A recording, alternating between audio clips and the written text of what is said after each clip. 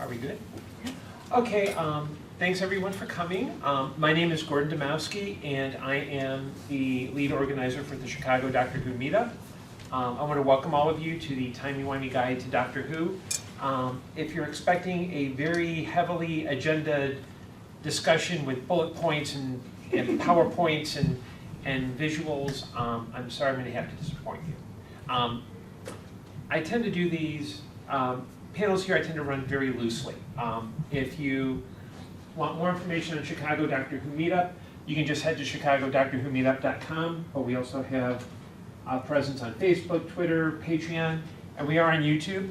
If you want to check out our recent C2E2 panel, you can get the entire thing on YouTube, especially the beginning moment when one of my panelists attempted to spill something on me, but you can watch it for yourself.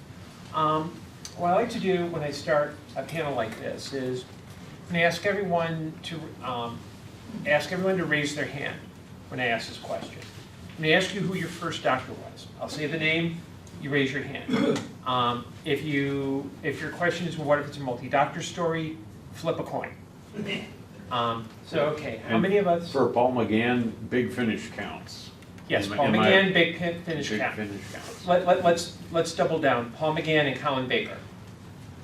Right, he has a lot of them too. Yes, definitely. Okay, and we can talk about Big Finish in a little bit. So, how many people's first doctor was Jodie Whittaker?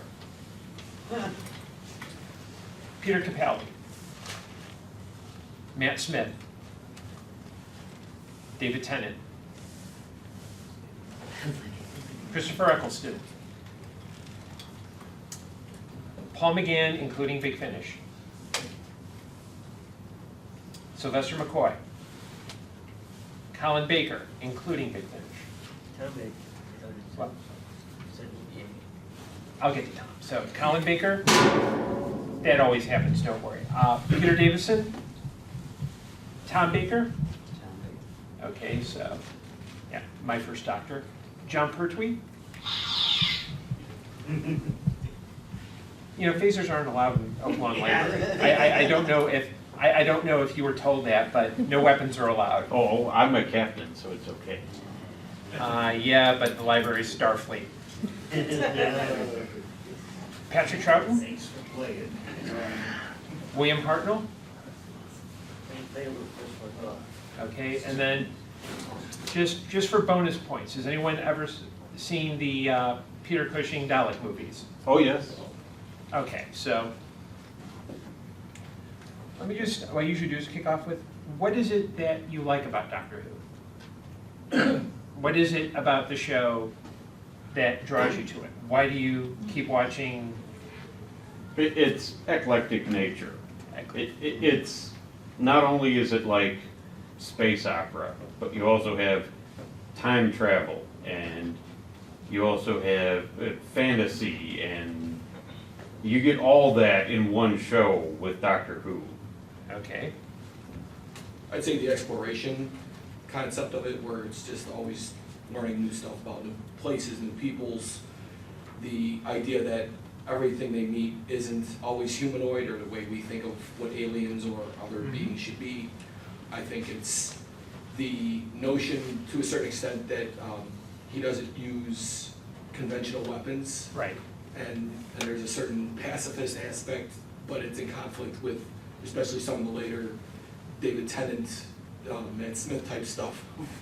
I'm still angry and I'm going to do something about it kind of stuff. So there's a conflict there, and I like that, how that conflict plays out. Yeah, the Doctor's one who says, yes, I will dole out the harshness, but he's not James Bond and pulls out a gun. He's not say, Rambo and breaks out a bazooka.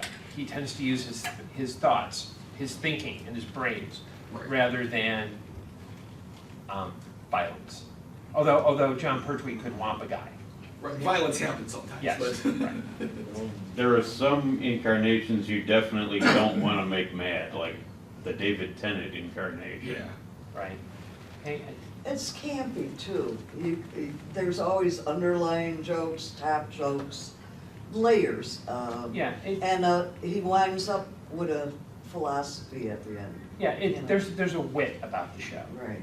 It's never even at its grimmest, you know, look at something like Day of the Doctor, where, you know, you've got Tennant, you know, sand shoes and grandpa, that kind of thing, where it's not just all yelling at, hey, you did this, da da da da. There's a fun about it. And some of the show, especially the classic stuff, are campy. Quick show of hands, how many of you grew up with the classic?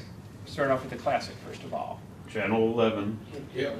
Yeah, watched on Waiting for it to Sunday. get imported.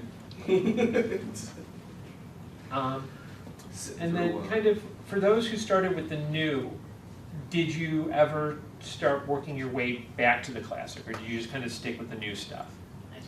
Stuck with the Yeah, mostly, stuck but with I the am aware of Yeah, the well, older. that- Oh, okay. I've seen it here and there. So it's most like, okay, yeah, you know it's out there, but it's Mhm. just, because I think part of what makes the show unique is when you watch the show at any era, it's a nice little time capsule into how TV is produced, especially leading up to now. So you can literally, by doctor, you can actually segment like what was going on. So with William Hartnell, TV, it's in its infancy. It's still very much theater-based. And so a lot of it, some of the stories are good, but the direction is horrible, and it's very talky. You go to Troughton, they shift to more based on your siege, so a lot more studio and filming, but it's a lot more, the production is a lot more compact, and you see a lot more, especially since one of the last Troughton season, there's a lot of turnover in writers, so you saw a lot of stylistic diversity in terms of the stories. John Pertwee comes in, you have a production team that decided we don't want to do Monsters of the Week, we want to go be adult. They want to go back to Quatermass, who's basically the proto-doctor. You know, smart guy fights aliens. That's kind of the short form. But you also have Star Trek was shown from 69 to 71. So you have some of that influence in terms of social commentary, in terms of the stories being about something.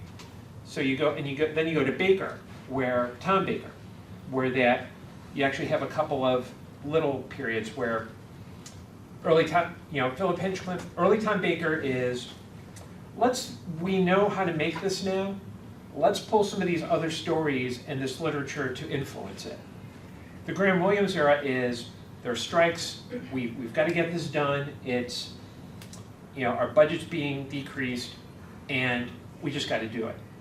Like, you all know how people say City of Death is like the most popular Doctor Who with 14 million viewers at the time. It had those kind of ratings where 14 million viewers per Saturday. In England, they brag about this. Now, City of Death is a great story. Oh yes, 4-star classic, definitely. Part of the reason why it was so popular was that the other channels had various technicians on strike, so there was nothing else to watch. Right. Which, with City of Death, is kind of an insult because it is that good. But if it were any other story, we'd probably be like, are you sure? Because it's really not as good as you think it is. City of Death, if you must watch any, I would say start with City of Death, because it's witty and funny and written by Douglas Adams and it's just pure genius. Really? Right. Then you get to late Tom Baker into Peter Davison. It's pretty much typical 80s. You see, okay, we need to actually go back to more of a science-y, but like give it more of a dramatic spine. It's kind of big. It's it's kind of overlit. It's very highly produced. You get into the Colin Baker era, where the BBC, and this is a sore spot for many classic fans. Mm-hmm. The heads of the BBC decided they did not like Doctor Who, they didn't want to produce it. Well, their main competition was, you're looking at it at this point. Not really, they just didn't like science fiction at all. Because Star Trek was kind of on, science fiction television at the time was on the fringe. Next Generation didn't come till '87. So you ended up with the producer and the script editor are fighting. You've got people who don't want to fund the show, much less produce it. So the writing kind of wavers. Then you see during the McCoy era, their budget stripped down. They've got a script editor who actually cares about the material. So you see kind of they decide, okay, to make it cheap, instead of a 6-parter that's half studio, half, half in the field, half on location, we'll do a 3-parter in the studio and a 3-parter on location. But it's also a really good, it's one of the things I like about Doctor Who, is that as everyone talks about, the wit and the eclectic nature of it. To me, what I also like about it is not just that it documents history, but there's also a sense of wonder about it. There's a real sense of, okay, how many of you have watched the new Battlestar Galactica that came out in the early 2000s? Okay, how many of you thought it was a little bleak? I watched the first couple episodes and I was Right. done. The nice thing about Doctor Who that I really love is that even when it talks about really dark stuff, there's always a sense of hope about it. And it's that through line that keeps me watching. Right. Whereas I think and I'm using Battlestar Galactica as BSG as an example, because that's the one thing that I thought. I enjoyed it, but it was kind of just a grind. Yeah. I know several people who feel the same thing about Game of Thrones. I don't watch it, so I can't speak to whether it does that, but it's like okay, come on, it's just all politics and people stabbing each other and, HBO shenanigans, so. But that is how the books are. Yeah, I'm not arguing with that. Like I said, I don't watch it, so I can't speak to that. I can't say, I watched 1 or 2 episodes and I kind of canceled out, but I'm not really a fantasy guy. So I can't speak to the quality of Game of Thrones. It's kind of like, it's just not my thing. Right, it's just whether or not somebody gets into constant bleak, because I don't mind bleak, but like you said, I like when there's maybe a ray of hope somewhere along the way, or if it's just bleak, bleak, bleak, bleak, bleak, bleak, every episode, all the time. Some people are still into that, but some people aren't, so it's Yeah, really but if just you a watch it, personal it's choice. There is something. I know those Right. things. It's there. Yeah, and again, I don't watch it, Right, it's no, not part of exactly. so I don't want to say, well, it'd be very easy for me to be judgmental and say Game of Thrones is all dark, all bleak. The ending is bleak. Okay, I will We'll come take to your the word end, on it's it. gonna be bleak. But, in terms of Doctor Who, I mean, how many of you caught the last season? With Jodie Whittaker? Oh, Okay. And it's, you're amongst friends here, so you can be honest, but what did you think, honestly? It was good. I I want to thought- see what she's gonna do. Mm-hmm. I thought she had a lot of elements in her character herself and the way she portrayed it, of David Tennant and a lot of like kind of off-kilter, goofy kind of stuff. But I thought the writing was spotty, the direction was really horrible a lot of times. It was at least spotty. Sometimes, some episodes it was really good, and sometimes it was like, I couldn't figure out if the writing was trying to save the direction or if the direction was trying to save the writing, but they were very seldom in the same episode good together. Right. And I don't think that was any of the cast. I think the cast might have been a little too large. Nothing against any of the individual characters. I think any one of them, if you had a rotation or something. Right. But that many people always in every episode, I thought was too much for them. And I think they did that as to help her perhaps, or help the stories. Right. But I think it's also, I have that problem with a lot of shows, where there's too much going on, and I really just wanna, what's going on in the main thing, instead of 5 different side stories. Right. And so I felt like that was dragging it down and they get too scattered. Yeah, I just had a question, because when we heard that Jodie Whittaker was supposed to be the new doctor, kind of a live guy I work with is very heavily into it, that's how I got sort of turned on to it. And, he's gonna boycott Jodie Whittaker, saying that. So I was just curious, I didn't watch any of it because, I like the other ones better, but how was she as an actress? Was she a convincing doctor? Oh, yes. Oh. Yeah, no, I thought she was fine, I just think they didn't help her a lot in Yeah. other aspects. And I agree with you, because I like the season, but I did think that With the new showrunner, I think he tried to do way too much in the series And because, Chibnall doesn't even want the job. Everything you read about him, he really didn't want it. He was almost forced into taking it. So I think that's part of it. If you're not really into it, like he worked with her and he brought, that's almost one of the reasons they said she came along. I think she was fine, she wanted it. yeah, I mean, she, I don't think she didn't want it, but I think he brought her in because he wanted to be comfortable with somebody because they worked on Broadchurch or whatever. I don't think he really, they just wanted somebody established to take over the job, and he was sort of like pinned back. And from whatever I've read, little anecdotes here and there from him, like little quotes from him, not just other people saying it. He was like, he's never fully, yeah, this is the best job of my life. He's kind of like, yeah, we're gonna do the best we can, or we're gonna, you know, that's not really Yeah, 'cause that's what you why- want working on any project, let alone something I think is probably a passion project for most people like Doctor Who. So I think that doesn't help. Yeah, because that's why, there was kind of, apprehension about it, because in Broadchurch, she was just a worried mom who cried a lot.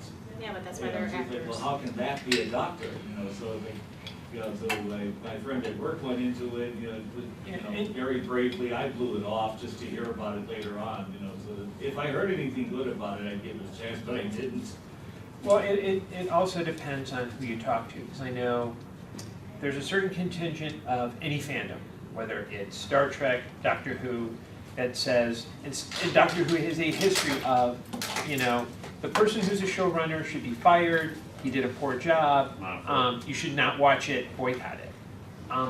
I will say some, Especially the modern ones. Yeah. They've said that every single time since they actually they rebooted said it a lot during the classic era as well. True, yeah, that's true. It's more it's like- vocal now because It's of like it social gets to the media. point where, oh, I'm sorry, I didn't mean to interrupt. No, I think it's more vocal now because of social media, but you're right, it wasn't the old way of doing it, just probably didn't hear it. Like, I'm sure there are people, if fandom, if the level of fandom we have now were popular in the 60s, they would be saying things like, that John Wiles and Donald Tosh ruined Doctor Who. And they were like the middle Hartnell period. So it's pulling, but there's always that, Verity Lambert should not become showrunner because she did a horrible job after that first episode. But to speak to some of your points, in my opinion, I think part of the criticism was that Chibnall, I think, tried to do too much because they changed the transmission time.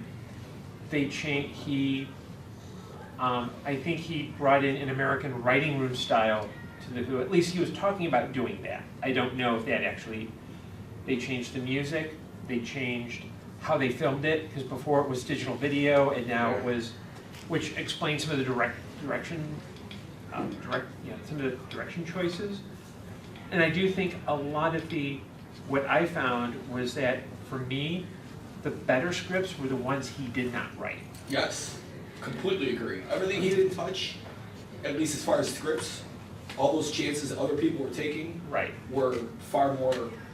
And for someone who, from what you're saying, should not have taken the job, I think he might have been better to go, you know what, I'll be showrunner, but you know what? Right. I'll write the first episode, I'll write the last episode, and let the writers bring that in, and he can do the polish. Right, have an overarching touch on it, making sure everything sort of stays consistent from episode to episode, but not writing them all. Because every time he wrote it, it was like, and you could tell, even if you didn't see the opening things, who wrote it, I was like, I bet this is Chibnall. And like, sure enough, I'm like, that's why. You just tell. I just think it was lacking. And especially the thing that I thought was a little bit annoying was in the Dalek episode that was on New Year's. Mm-hmm. Did everyone see Resolution? It was okay. Where are you watching it? Okay, well, You purchased? BBC America is on. Yes. Yeah, like satellite. one of the things Oh, we I do, know. one of the things we do as a meetup is we do live viewings. We hold live viewings of the new series. When the new series comes back in 2020, we're thinking of doing it differently. Simply because for a lot of people, trying to make it to a place to watch with commercials is a little annoying.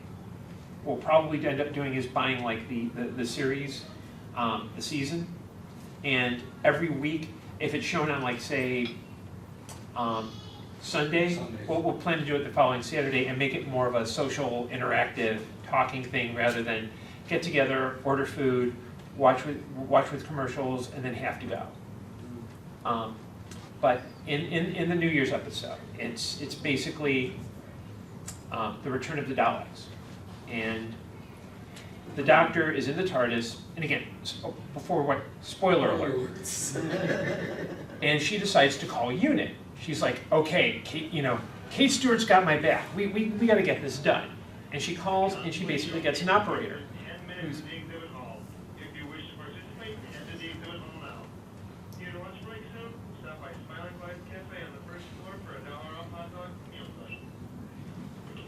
okay, well, I just wanted to, pause for the cause. She's saying all this, and she gets an operator who says, well, sorry, we're not cooperating. We're no longer, and it's basically a Brexit joke. It's very awkward, and the fact that I can't tell the joke correctly describes how bad it is. Yeah. And then it leads to, all the Wi-Fi's out, and there's the stereotypical 2 kids with tablets. The mother says, oh, wait, we don't have internet. Now we have to talk to each other. There, I spared you. You can fast when you watch it. But a lot of people, so let me just ask, because you've got a really good question. How do we watch Doctor Who? Is it DVDs? DVD, I do. Okay. How many of you subscribe to Amazon Prime or Yeah. BritBox? Because I know the It new. used to be Netflix, but now. Yeah. it's on Amazon. Yeah, once BritBox came into being, and BritBox is jointly owned by BBC and ITV, which is their competitor. So you get a lot of classic Doctor Who. You get a lot of really. Now they have some exclusive shows, but they also have a lot of vintage BBC stuff. Like they actually have a version of Hound of the Baskervilles with Tom Baker as Sherlock Holmes, produced by Barry Letts, from like the early 80s. I'm thinking it's like 82, 83. I know there's usually some person who says, no, it was 80. There's usually that, but Amazon Prime also has the newer stuff. And I think that's part of, how a lot of fans enjoy Who, whether it's old or new, is usually through DVD streaming. I used to be a Channel 11, And Channel 11 does show it, but it's on one of their digital stations, one of their smaller stations, but they never announce it, and it's usually on some weird time. Oh. Like I was up at I swear to God, it might have been like Thursday at 6 or 7 in the morning, and I turn on the TV and, Doctor Who. But what season were it was? It was one of the Capaldi seasons. I don't remember. It might have been. You know what? I think it was the first Capaldi season because the episode was Time Heist. The one where the alien that turns your brain into soup and they're trying to steal from the bank. That was, so I've heard that Walmart has the last 3 seasons. Yeah, I think you can get Capaldi's entire run for $30, $40 at various sites, or 40 to 50. At Walmart might be I actually have the last Capaldi season I have on DVD is season 8 because for a while I wrote for a comic book site and I was part of the BBC's media list where I could literally say, hey, I'd like to review series 8 for the site, can you send me a copy? And they'd send me a copy. The problem was after that they started because people were pirating those. They were ripping them and torrenting them and distributing them. They went to I know they did a lot of pruning from their lists, and they also went streaming. But to shift gears, how many of you are familiar with Big Finish? Okay, how many of you are familiar with audio dramas? Old-time radio. Okay. But basically, one of the things that a lot of fans, fans enjoy Doctor Who is Big Finish. Would you like to explain what Big Finish is? Well, it's like the old radio shows from the 40s, except that they put them on CDs, and it's a Doctor Who adventure that goes for about an hour. And for some doctors, like Paul McGann, who didn't get much time on screen, that's pretty much their entire run as Doctor. Okay, and they've done, it's expanded universe, but they've really filled in some gaps, and one of the most significant gaps they filled in is the Time War, because they got John Hurt, and they did a bunch of adventures that take place during the Time War. Okay, but it's all audio, so you gotta listen and think about what's happening. Right. Yeah, Big Finish actually, yeah, and they started by actually did Benny Audios, which is a companion to the Seventh Doctor that got spun off into her own series. But in '99, they got the license to do classic Doctor Who on audio with Davison. Right, the ones who Colin are still Baker. alive. Yes. That makes I think sense, so. for sure. Yeah. Well, also, there are Patrick Troughton adventures where Fraser Hines voices the Second Doctor. He does himself as James Robert McCrimmon, and he does the Second Doctor. And he does it without getting paid for 2 roles, because he's doing it for the fans. Right. But like their Tom Baker adventures, they've also done, David Tennant has done audios. They also they've got, I just said, wow, I was sorry. yeah, I mean, it's. I would listen to him read the phone book. Okay, Seriously, I would listen to him do it. That's what, Read anything. that's the I love great, his voice. but it's not just reading, they're actual Oh, they're actual performances. extra So it's, performances. it's confusing because there are some audiobooks. They did a series called Companion Chronicles, and now it's Short Trips, where they're more short stories. They're more like, okay, I'm going to read this about the Doctor and Jamie. But there's Fourth Doctor Adventures, there's where Tom Baker actually does, Yes. and there's an entire season that he did with Mary Tam before she died. So I would highly suggest checking out the Antimatter, AUNTIE Matter, as well as from that season, The Justice of Joxar, with Lightfoot and Jago from Talent of Wang Chiang. And the audios it's a bit different, because I actually, at our last meetup at Third Coast, we meet once a month at Third Coast Comics on the north side. People have been asking me, hey, we should do Big Finish listening parties. The problem is with audio dramas, it's different than watching a video. Because like you said, you have to think about it, and you have to, if I show you something on the screen, you see action up there. If you're listening, you have to sit still and listen because you might miss something. Big Finish is really good at developing soundscapes. So it's like, if a scene is on a spaceship, there's no, in the 1930s, you might have someone say, well, we're on a spaceship traveling through.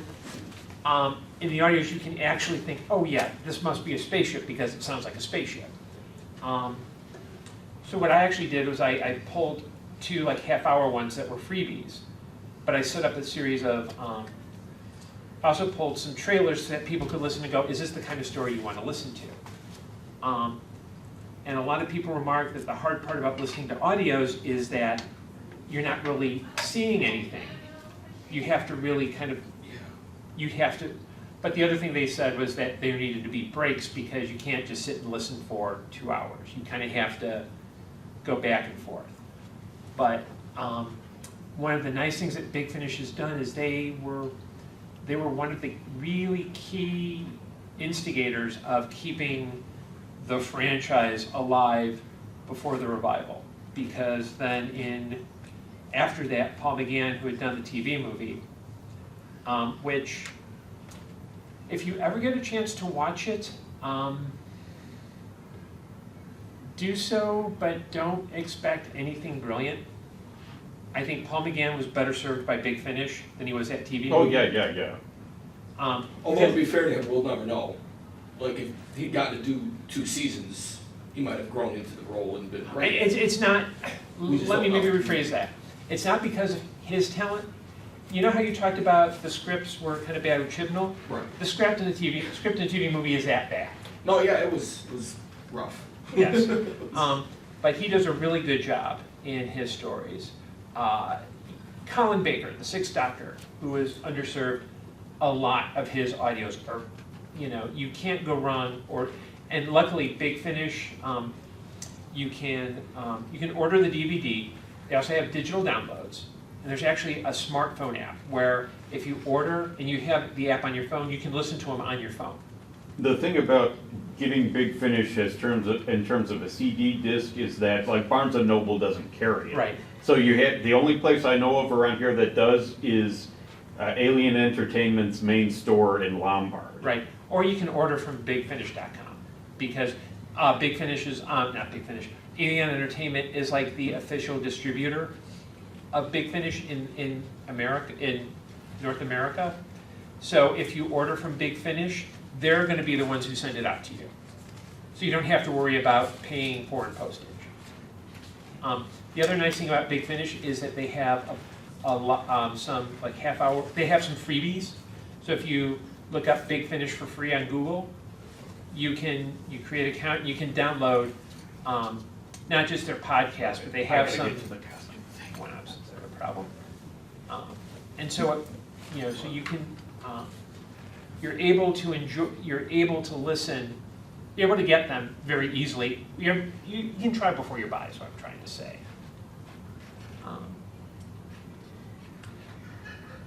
Now, let me just, and I know that with Doctor Who, there's usually when we watch, there's usually a lot of, there's some questions that we've always had about the show. And usually what I like to do is I open it up, because usually, as we've seen, you know, if someone asks a question, someone else has an answer. So for everyone here, is there any question about Doctor Who that you've had that you just wanted to ask and get some kind of answer to? It could be a plot point, it could be a concept, it could be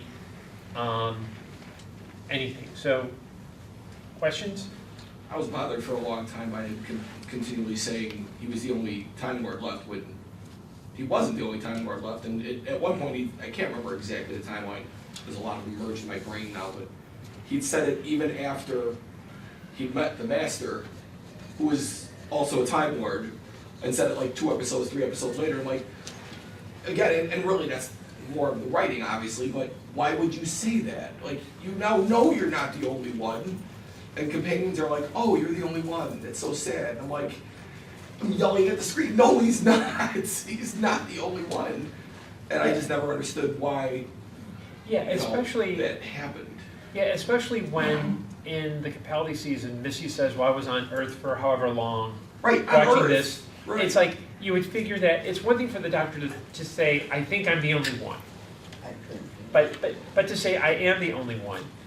So And- definitively, right? Yeah, and you can always say, well, someone can dismiss it, well, it's timey-wimey, but even still, it's kind of a, I can see what. But that's not, I mean, that's, I'm fine with the timey-wimey covering a lot of stuff, but that's, the Doctor knows he's not the only one. Right.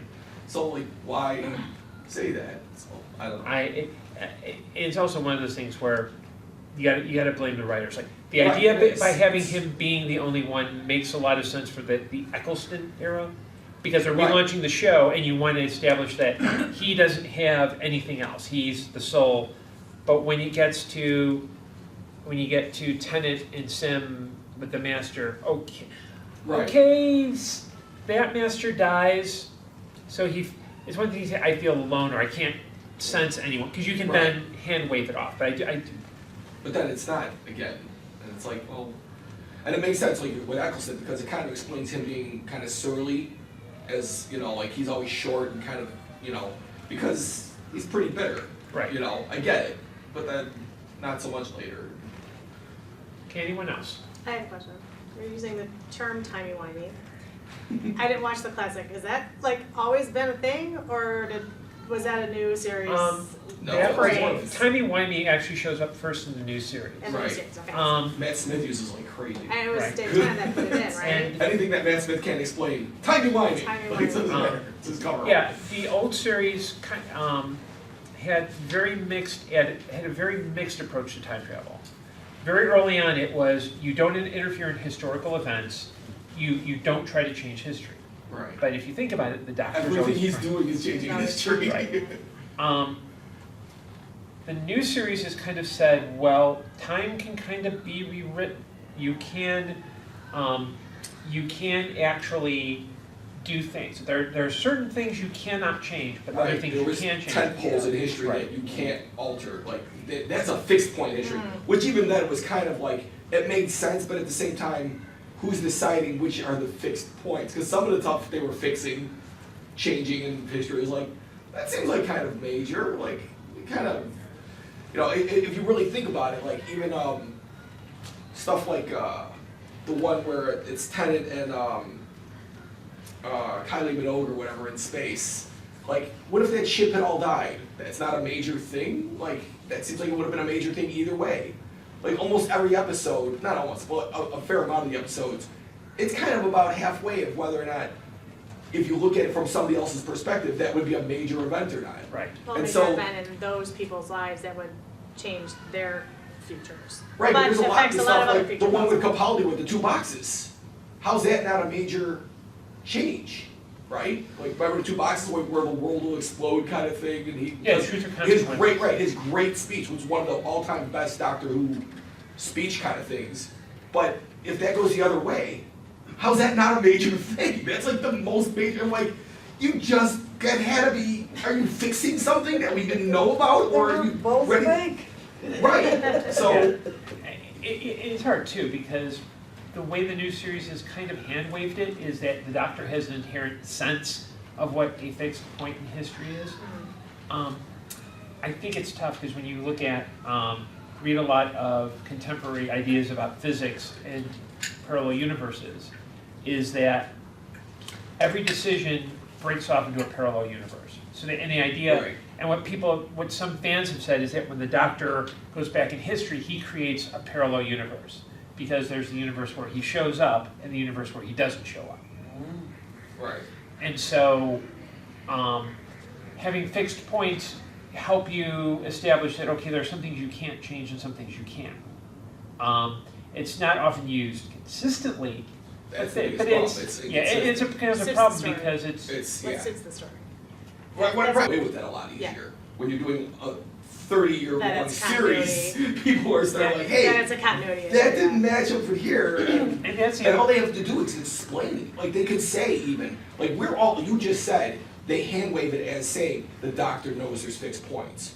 But all they'd have to do is say, one time, when, like, have one of the companions ask, why do you, how do you know this? And the Doctor could say, well, it's an innate thing in all Time Lords, we know what fixed points are. Right. Then it would just explain it instead of, like, Like I Lady want in to the have a Fireplace, he debate. could have, Right. he could have changed that whole course of her life if he really wanted to, but he had to let that play out.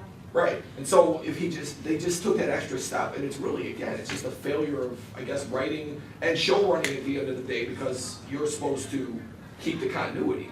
The Right. writers maybe, a lot of these writers are brought in, write this really good episode, and they write a really good episode, but there They've might be never a seen problem with another continuity episode. because they haven't seen Yeah. yeah, 30 and it's other also years. it's That's also on the hard show. too because there's no official like Bible for Doctor Who. There's like no canon book, right? Yeah, there's I no book love that says you can do spoilers. this, you can do that. Because like 30 years. in my non-Doctor Who life, Right. I'm a professional writer. I've had short stories published by various small press. And one of the things I did for a publisher was create a Bible for a public domain character. And what that involved for me is looking at the stories that this character was involved in. And it's nice because there are only like 3 novels and 2 short stories. So it was like very Pretty easy to do. but also being able to pull, okay, what are the traits of this character and what can we do we can't change the character, but maybe we can improve him somehow. And thinking of a way to do that that isn't violating continuity. I think the challenge is for a 100-year-old character who has 3 novels and 2 short stories, it's easy to put together that Bible. It's like 3 pages, and it says, here's the kind of stories you can do, here are the main characters, here you go. With Doctor Who, the fact that you have a 50-year continuity, and you also have the fact that there are actual episodes missing that you can't refer back to because the BBC decided in the 60s, TV was considered much more ephemeral and videotapes were expensive. So what the BBC did, they wiped those tapes and reused them Yep. without making sure they had backup copies. They've done a really good job in finding a lot of those. And what they haven't found, they started to animate. They animated Power of the Daleks. Right. They're putting out Macro Terror in October, which I'm not too happy because they had announced it in March, but they're like, oh no, it's Region 2, which is England, and my birthday's in March. I wanted Macro Terror. I wanted to see giant crabs, base under siege, fighting the Second Doctor, animated. But, and so there's not even a complete history of Doctor Who to pull from. I think the hard part when you're dealing with a show with 50 years history is trying to get the continuity right without being a slave to it. Like, well, the Doctor in this 1960s show is, okay, here's a perfect example. War Machines from the 60s. The computer says Doctor Who is required, bring him here. He's always been referred to as the Doctor. Fans will say, well, his name is not Doctor Who, it's the Doctor. Right. Some fans will say, well, the computer, there's a word cut out, it is the Doctor Who is required, bring him here. Like they forgot the comma. Yeah, and basically what happened was, at the time, the producers thought the character's name was Doctor Who. But it becomes a bugaboo, especially continuity, because you've got, and I'm one of those who's like, I've seen a lot of the classic episodes, so I'm like, well, you can't do that because you did that here. Or even it's the, oh, okay, they've stole this bit from this episode or this bit from this episode. But they could retcon some of that. I mean, that's like every comic book does. Right. Nonstop. Avengers Endgame just did a bunch of that from Infinity and 20 other movies. Like even like the Doctor Who thing. That could be explained somewhere along the way, like, you know, why would you call him Doctor Who? And they go, oh, because back then, it was a mistake by the computer. The computer didn't put a comma, and everyone just started calling him Doctor Who. They could, Right. That's a really short version, but like they could figure out a way to say stuff like that and make it where now it makes sense, but at the same time, back when it happened, it made sense at that time, and now we've realized, oh, well, that was kind of done by a computer, but it's a computer, it made a mistake. It's a 1960s computer that wanted to take Right, over you the can world, easily so. explain that away now, and people would go, oh, but they don't do any of that. They don't really seem to put any of those efforts. I guess that's one of my biggest problems with the continuity is not that they make mistakes, but they don't seem to care that they've made mistakes. They're just like, mistakes, it's science fiction, who cares? Timey-wimey covers it all. And Yeah. but some of it doesn't make, like, It's- put a little intellectual thought. It's one thing to accept a world with dragons or elves or something. It's another with even within that world, it breaks the continuity, right? It breaks the image of what you're supposed to think of that world. So that's why I think Doctor Who Here, is. let me use, maybe summarize it with a phrase that I've heard many writers use, which is, it's magic, we don't have to explain it. Right. Science fiction, and I've gotten into, has anyone seen the episode Kill the Moon? Capaldi episode. It's the one where the moon's a giant space egg, Right. Yes. and a dragon pops out, and and it lays another egg. I've had arguments with people when I say that's ludicrous. We know what the moon is made of. We've been up there. We know there's no giant space egg. All you'd have to do is set it on another planet. Same issues. You can explain it. But it's science fiction. And I say, yes, but there's science in science fiction. Right. Let's see. What I'd like to do is, I know we've got probably a few more minutes to go. So I'd like to end the panel on a more positive note. What do we say? Now, we talked earlier about what we enjoy about Doctor Who, but I'd like to ask, what pleasurable things do we get out of Doctor Who? Like when we watch after an episode, how do we feel? What do we gain? And why do we keep coming back? I think the best episodes give us like a hope for all of us that like humanity isn't quite as terrible as we think. Well, a lot of times we see in news what we actually in real life do, but Doctor Who, it's like, and a lot of times he fixes stuff, but we ultimately make the choices sometimes. Like in the box, the 2 boxes episode, you know, that was us, that was human beings making the right choice. So I think those kind of things. Anyone else? The era that I watched, which I started with a new series, I think the writers at the time were so great at writing characters Right. that you cared about them and you wanted to see I want to see what Amy and Rory, what's going to happen to them. It kept me coming back every single episode where it was just binging. Oh my gosh, I have to see what happens. Because the stories are great. The science fiction part of it was great. How can you not love the Doctor? His character as a whole is so complex. But the characters that they gave us to keep us going through those seasons were just so interesting to me, and just the things that they did with them, I just wanted to see where their stories were going. Anyone else? Well, I like the return of the historical episodes, like Rosa and Demons of the Punjab. I thought their depiction of the South in the 50s was absolutely dead on. Like, for some of her companions, the South in the 50s was more dangerous than being on a Dalek battle cruiser. I love when they put the science fiction part of it into those. Like, Right. How did you get on a spaceship land where Van Gogh is? Those are just amazing episodes to me, where they took the history part of it, our history that we know, and mixed it in with the, this crazy universe that the Doctor's part of, to bring those two worlds together. Like, the queen was the queen that, I can't remember which episode that was. Vampires of Venice? Yes, that one. That one, just where they bring that historical element into it, and just how elaborate they could make it was just pretty cool. Anyone else? Well, what I like to offer is part of the reason why I keep coming back to the show. Why I keep watching is I like, when I was growing up, I was kind of, you probably haven't figured it out, but I was kind of a chubby kid. I was more of a thinker than an athlete.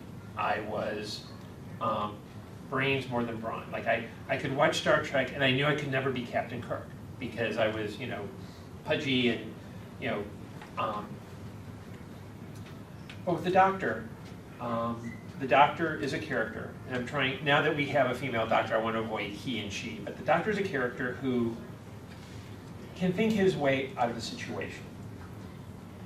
As Capaldi's Doctor said in his speech before regenerating, it's about being kind. Where you stand is where you fall. The Doctor was a very moral character. He operated out of compassion. He acted, it was never about necessarily him being the hero, as much as he was doing the right thing at the moment. And I grew up with watching 4-part, I was one of those PBS, Sunday nights PBS. I was in high school. I know I'm dating myself. But it was also about how he interacted with others, that everyone had an inherent dignity. There was the Christopher Eccleston episode where he meets the couple, they're like in a taxi outside a bar at 3 a.m. And he's like, oh yeah, that's really cool. That's, you two were hanging out at 3 a.m. in a cab. That's the adventure I can never have. And I've been lucky enough that I think a lot of that ethos, that sense of wonder, has infused my life. When I did C2E2, I was fortunate to have 4 friends with me. One was a fellow former staff member of Chicago TARDIS, which is local Doctor Who convention, happens every November at the Westin in Lombard. At her, I had a 3-time Hugo Award-winning editor who I'd also served on the board of Chicago Nerd Social Club with. We had a professional researcher with a master's degree who I had met through the meetup. I actually met her when she was running the meetup. And I also knew had a singer, songwriter, essayist, belly dancer, who I was fortunate enough to work with last year on a fundraiser that she did. Being able to have those quality of people in my life was not something I could have conceived of when I was younger. It just wasn't the way I thought. And I think that's one of the things that I really love about the show, is that it's really about the Doctor's always in the process of being a better person. And he's fortunate enough that once he regenerates, he becomes a different person who can be better in a different way. It's a very hopeful show for me. It's one that brings me a lot of joy. And I'm going to end on that note, and I'd like to thank all of you for coming. I really appreciate it. And enjoy the rest of the fest. Thank you. Oh, those missing episodes are available